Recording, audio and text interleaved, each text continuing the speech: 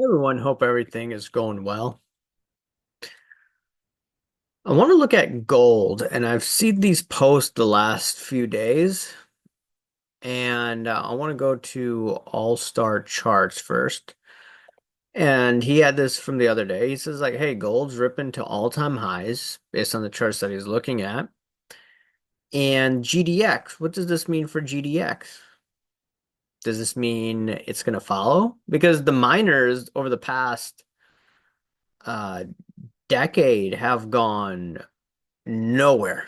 They've literally gone nowhere. Let's take a look at just some price action of this in a more clear way. You're looking at two charts here, so it may be a little confusing. So let's go to this over here, GDX stock. Let's look at max. Okay, 2011, like 55, okay, or 64. Where we're right now, we're close to $40.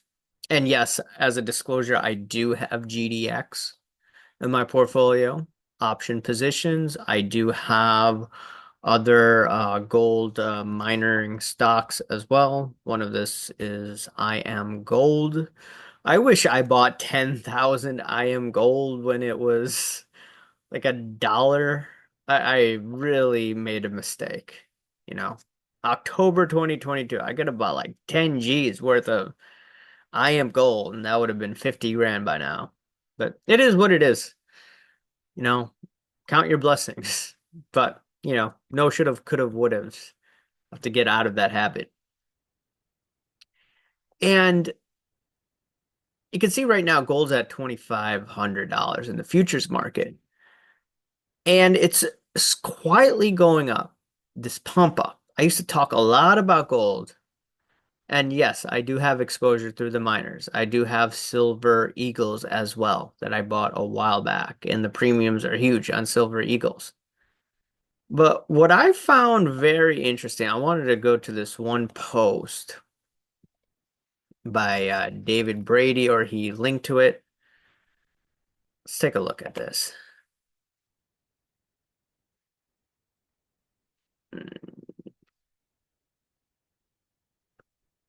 Where is that post by David Brady? Yeah, this one. And it's from Disclosed TV. Feds face up to million US jobs vanishing, what may be the largest downward revision in 15 years. So get this straight. Not many people are getting jobs compared to what the headline said. Is this one of the reasons leading to lower interest rates, the 10-year? This 10-year yield, let's look at the 10-year yield, okay? 10-year treasury yield. I want to look at it from a longer term point of view.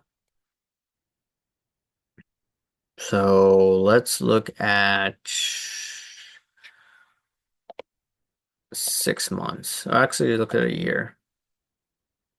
About a year ago, close to 5%. 5%, and it's down 120 basis points. Okay, what has gold done since October of last year? Gold price. Yeah, let's look at a year. Let's look at October. Like October last year, 1800. It went up $700 right when the 10-year yield topped out close to 5%. Coincidence? I don't think it's a coincidence. I think there's something to do with this. I want to also look at the 10-year tips. 10-year tips. This was one of my favorite indicators in sports cards, but I definitely like it for gold and silver as well, or gold.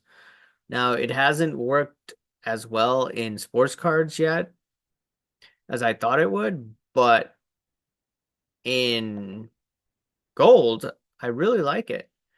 So let's take a look at this. 10-year tips, 2.52 about a year ago in October. Where's it now? 1.79. So you've seen 10-year tips go from 2.5 to 1.70 or 1.80. And what has gold done? Gold miners, gold stocks, for the most part, they've gone up. I really like looking at 10-year tips. because from, just buying from a gold, silver perspective,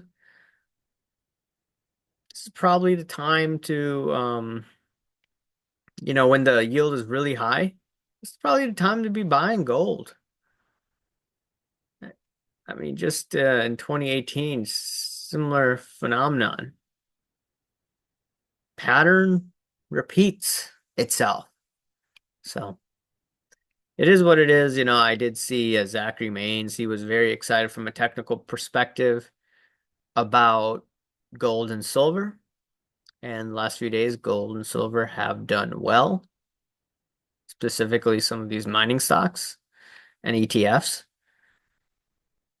Now, markets don't go up in a straight line. However, we're in the midst of, or we're going to be having a rate cut soon. And then on top of it, we're going to be going through chaos in our system, in our financial system. So, in the beginning part of that, gold and silver tend to be bullish before the deflationary wave comes. So,